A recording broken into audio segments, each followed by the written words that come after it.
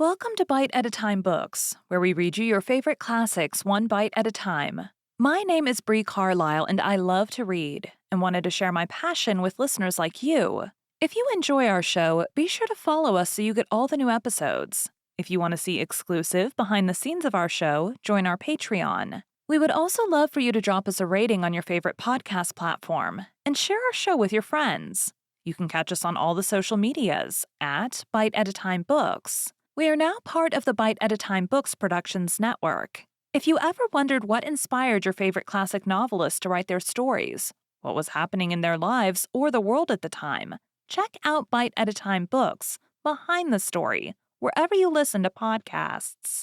Today we'll be continuing The Three Musketeers by Alexandre Dumas.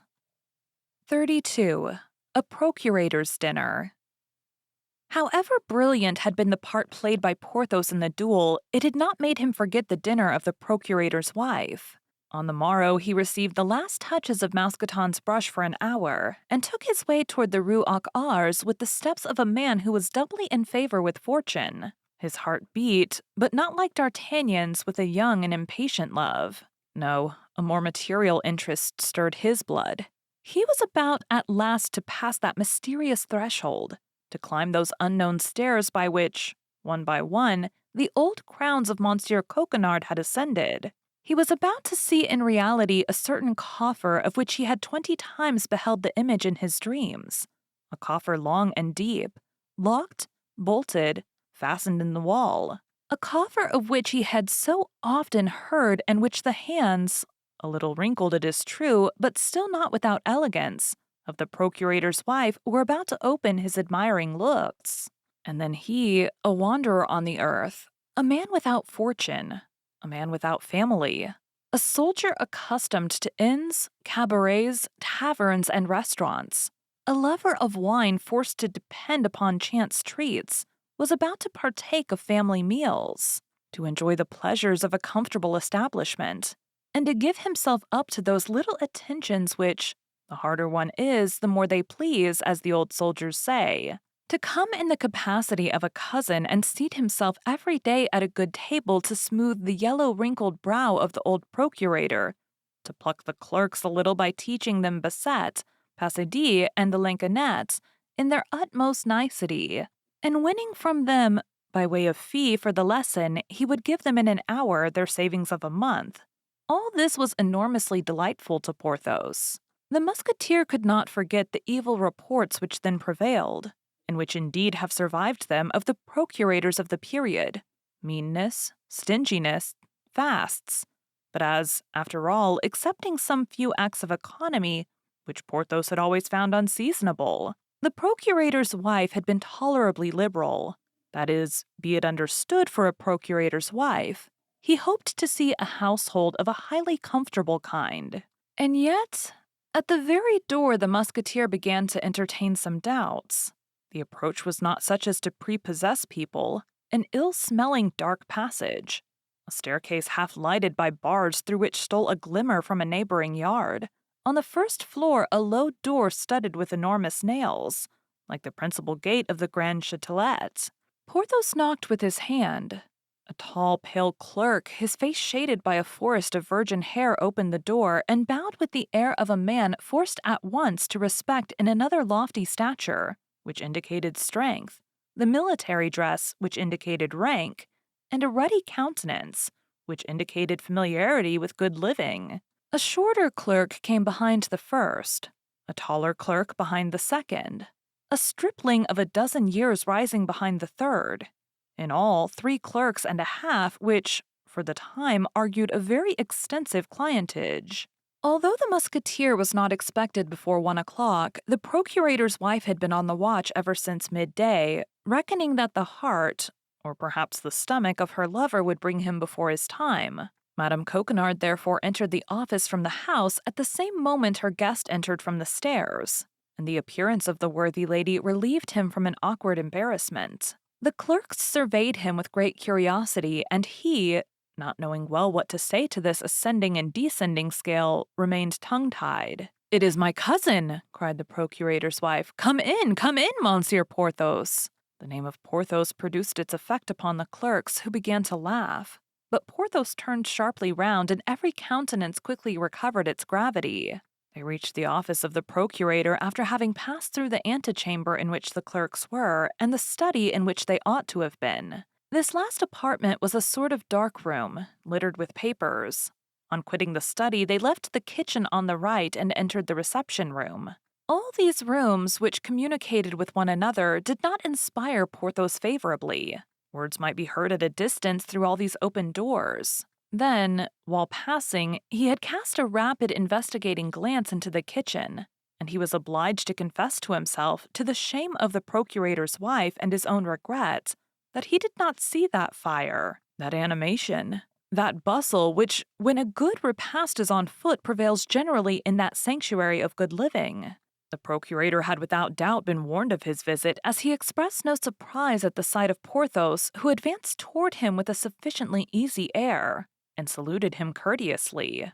"We are cousins, it appears, Monsieur Porthos," said the procurator, rising yet supporting his weight upon the arms of his cane chair. The old man, wrapped in a large black doublet in which the whole of his slender body was concealed, was brisk and dry. His little gray eyes shone like carbuncles, and appeared with his grinning mouth to be the only part of his face in which life survived. Unfortunately, the legs began to refuse their service to this bony machine. During the last 5 or 6 months that this weakness had been felt, the worthy procurator had nearly become the slave of his wife. The cousin was received with resignation, that was all. Monsieur Coquenard, firm upon his legs, would have declined all relationship with Monsieur Porthos. "Yes, monsieur, we are cousins," said Porthos, without being disconcerted, as he had never reckoned upon being received enthusiastically by the husband. "By the female side, I believe," said the procurator maliciously. Porthos did not feel the ridicule of this, and took it for a piece of simplicity, at which he laughed in his large mustache. Madame Coquenard, who knew that a simple-minded procurator was a very rare variety in the species, smiled a little, and colored a great deal. Monsieur Coquenard had, since the arrival of Porthos, frequently cast his eyes with great uneasiness upon a large chest placed in front of his oak desk. Porthos comprehended that this chest, although it did not correspond in shape with that which he had seen in his dreams, must be the blessed coffer, and he congratulated himself that the reality was several feet higher than the dream. Monsieur Coquenard did not carry his genealogical investigations any further, but withdrawing his anxious look from the chest and fixing it upon Porthos, he contented himself with saying, "Monsieur, our cousin will do us the favor of dining with us once, before his departure for the campaign. Will he not, Madame Coquenard?" This time Porthos received the blow right in his stomach and felt it. It appeared likewise that Madame Coquenard was not less affected by it on her part, for she added, "My cousin will not return if he finds that we do not treat him kindly. But otherwise he has so little time to pass in Paris, and consequently to spare to us, that we must entreat him to give us every instant he can call his own previous to his departure." "Oh, my legs, my poor legs, where are you?" murmured Coquenard, and he tried to smile. This succor, which came to Porthos at the moment in which he was attacked in his gastronomic hopes, inspired much gratitude in the musketeer toward the procurator's wife. The hour of dinner soon arrived. They passed into the eating room, a large dark room situated opposite the kitchen. The clerks, who, as it appeared, had smelled unusual perfumes in the house, were of military punctuality, and held their stools in hand, quite ready to sit down. Their jaws moved preliminarily with fearful threatenings. Indeed, thought Porthos, casting a glance at the 3 hungry clerks, for the errand boy, as might be expected, was not admitted to the honors of the magisterial table. In my cousin's place, I would not keep such gourmands. They look like shipwrecked sailors who have not eaten for 6 weeks. Monsieur Coquenard entered, pushing along upon his armchair with casters by Madame Coquenard, whom Porthos assisted in rolling her husband up to the table. He had scarcely entered when he began to agitate his nose and his jaws after the example of his clerks. Oh, said he, "here is a soup which is rather inviting." "What the devil can they smell so extraordinary in this soup?" said Porthos, at the sight of a pale liquid, abundant but entirely free from meat, on the surface of which a few crusts swam about as rare as the islands of an archipelago. Madame Coquenard smiled. and upon a sign from her, everyone eagerly took his seats. Monsieur Coquenard was served first, then Porthos. Afterward, Madame Coquenard filled her own plate and distributed the crusts without soup to the impatient clerks. At this moment, the door of the dining room unclosed with a creak, and Porthos perceived through the half-open flap the little clerk who, not being allowed to take part in the feast, ate his dry bread in the passage with the double odor of the dining room and kitchen. After the soup, the maid brought a boiled fowl, a piece of magnificence which caused the eyes of the diners to dilate in such a manner that they seemed ready to burst.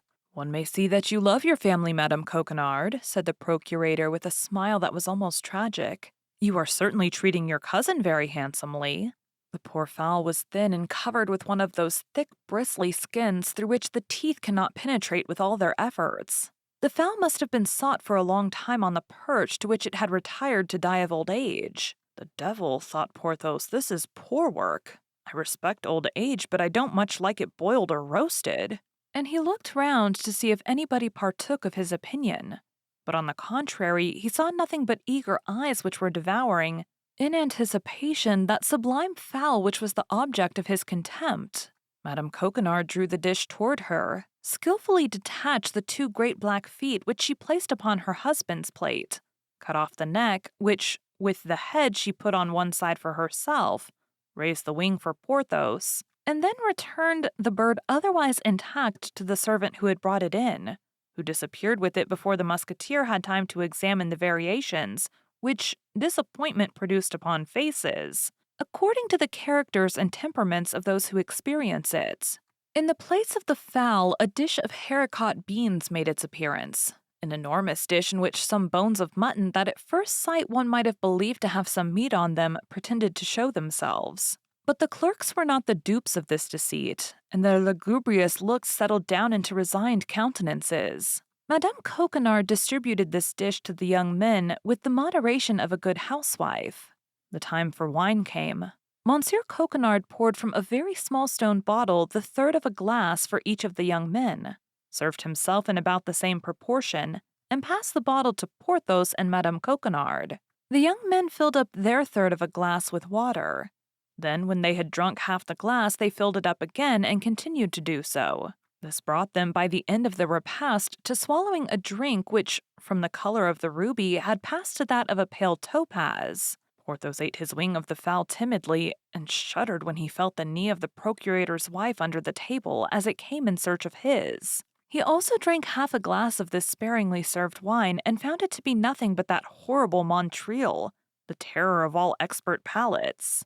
Monsieur Coquenard saw him swallowing this wine undiluted and sighed deeply. "Will you eat any of these beans, cousin Porthos?" said Madame Coquenard in that tone which says, "Take my advice, don't touch them."